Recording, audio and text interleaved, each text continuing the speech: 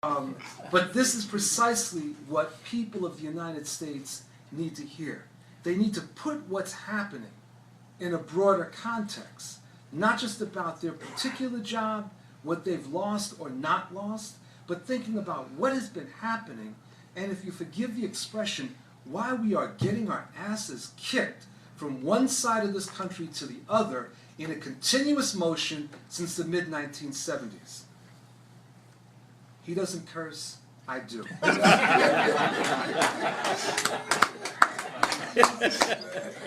Now, none of this is an unconditional defense of the Obama administration. I want to be very clear. I believe that the administration's response to the overall crisis was too tepid. I believe that its proposals on health care were too mild when what we need is single-payer health care. Yeah. Right? I believe that we have needed massive investment in the economy and a qualified defense of the role of government in the economy. And we need to end this cycle of continuous wars and threats to the sovereignty of other countries. Yet our president is hardwired to compromise. Backed by one section of corporate America, he has not wanted to push the envelope too far. He has often said the right things. In fact, I'd argue he's probably the best mainstream speaker in this country. But then he's hedged. And worse, sometimes he makes serious mistakes, like the inexcusable pay freeze on federal workers, taking steps that he seems to have thought illustrated his willingness to be above the fray. Now, I want to depart from my remarks to deepen this for a second, because the problem that Obama has faced and his administration, because it's not personal, is what I call the Anzio problem. I don't know whether any of you were veterans of World War II or studied World War II, but in 1943, the Allies landed in a place called Salerno in Italy, with the idea of marching north into Italy and capturing Rome and going up into Austria and Germany. The Germans fortified defenses and blocked, under the leadership of a guy named Field Marshal Kesselring, they blocked the Allied advances. The Allies could not get forward. So they came up with this brilliant strategy. Let's carry out an amphibious assault behind German lines, and we will land in a place called Anzio. So they got everything together, they landed there, and there was absolutely no German resistance. The Germans were completely caught by surprise. Anzio is somewhere between 30 and 60 miles from Rome. There was no German resistance. In fact, Allied troops could have, in one day, grabbed Rome. But instead of doing that, they followed the book. They followed the cautious route. They said, this is not what we're supposed to do. We're not supposed to take great risks. We need to consolidate our beachhead in Anzio. We need to bring up more supplies. We need to make sure our defenses are prepared. And they did all this. Now, Field Marshal Kesselring was no fool. He realized immediately what was happening and moved German troops south into Italy, completely surrounded the Allies in Anzio, and blocked them from advancing for 6 months. When, in a matter of days, the Allies could have captured Rome and changed the outcome of the war. In November 2008, we landed in Anzio. And the other side was completely surprised. I don't know whether you remember Fox News, who I love to hate. Let me tell you something about Fox News. I mean, I got two stories. And this is actually true. And I'll get back to my main thing. There's two studies of Fox News. One that came out a number of years ago that said that the more that you watch Fox News, the less you know about the world. Right? And that's true. It's not a joke. Second one was a study that came out within the last year, and it said that people that watch Fox News know less about the world than people that watch no news. That's a study. That's a study. That's no joke. I didn't get that from Leno or anyone else. It's a study. Now, when we landed in Anzio in November 2008, we caught the other side by complete surprise. They didn't know what to do. They were in complete disarray. Yeah. And from November 2008 till probably May, we could have marched on Rome. We actually, I mean, the initiative was completely on the side of the Obama administration and the people that had voted for him in the millions. We could have marched on Rome. Instead, caution prevailed. This thing called bipartisanship. Despite the fact that the other side had said, Mr. President, we're prepared to cut your legs off. He said, nevertheless, let's be bipartisan. Let's not proceed too far. And at a certain point, the other side understood that there was no audacity, despite the title of his book, there, and that they could surround us, and they blocked us in. That's what I call the Anzio problem.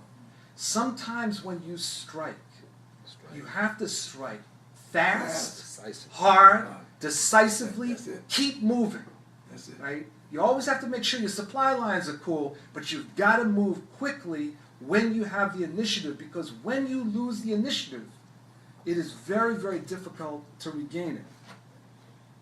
Now, when we're looking at the November 2012 elections, we've got to understand this is more, what's happening before us is more than about Romney versus Obama. November 2012 makes no sense unless you understand that we on this planet are living at the intersection of a massive environmental crisis, a massive economic crisis, and a crisis in the faith of government. Virtually every country on this planet is wrapped in that crisis. In this country, you add to that an additional one, and that is the demographic shifts that are underway that have many people absolutely terrified. A few weeks ago, the woman that I absolutely love to hate, Ann Coulter, reportedly asked the rhetorical question, why was it that Obama was ahead in the polls when this was the same country that elected Ronald Reagan? Her answer was quite interesting. She said, this is no longer the same country. What she meant by that is that this country is becoming much more diverse with people of color. There are younger people who are looking for a new way. There are increasing numbers of women who do not accept being locked away and told what to do. In that sense, Ann Coulter is correct.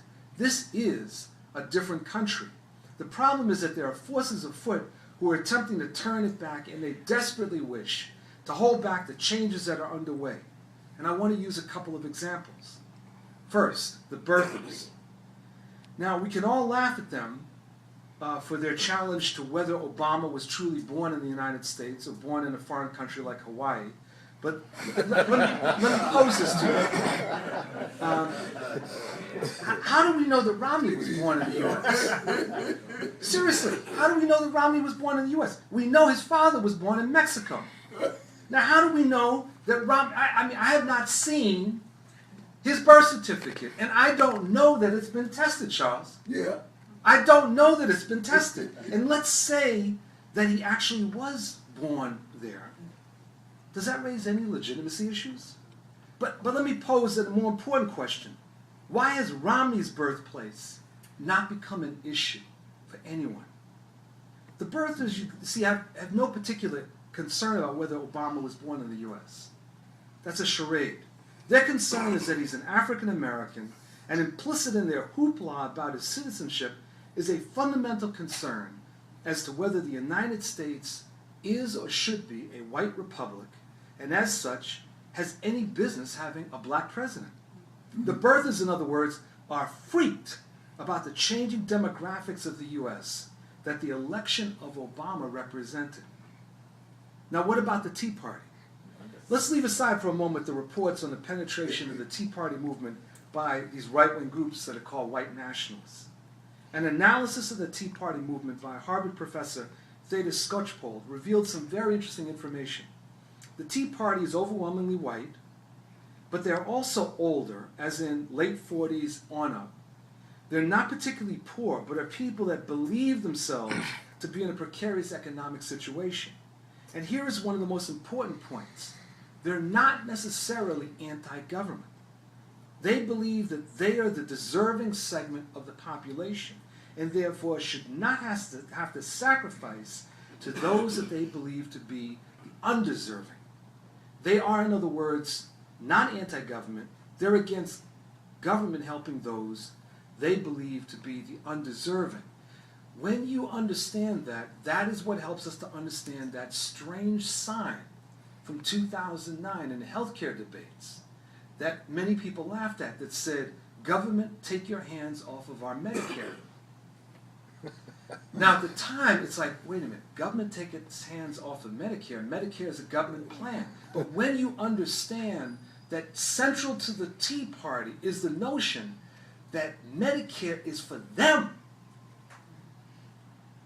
they don't give a damn about the 50 million people who have no health care. They don't care about young people. They don't care about people of color. They're saying it's them. They're the ones that have paid the price. They should be taken care of by government. It is a notion that really codifies that there's two different societies in this country, the haves and the have-nots. Now let's put some of this together. We live in a country where a lot of people assumed that things would get better forever. They've not. They believe that their children's lives would be better than their own. They're not. They're watching cities crumble, infrastructure collapse, and they are nervous. On top of that, they're noticing that the demographics of the country are changing and that it is no longer the black, the brown, the yellow, and the red who are poor. It is now increasing numbers of whites who fall into the precarious zone or are outright poor. Now you may want to stop me and say, well, wait a minute, Bill. If this is true, why are these people not angry with the wealthy? Can't they see that we live in a Robin Hood in reverse situation where wealth is being ripped away from the poor and middle-income working person and being transferred to the rich? The answer is complicated and one that many people may not want to accept. First, it's easier to hate someone who is weaker than you than someone who is stronger. Why? Because there's no particular threat. Think of spousal abuse. It's easier for someone to have had a bad day at work and go home and abuse their spouse than it is to take it out on their boss. The stakes are lower. See, people are always looking for scapegoats.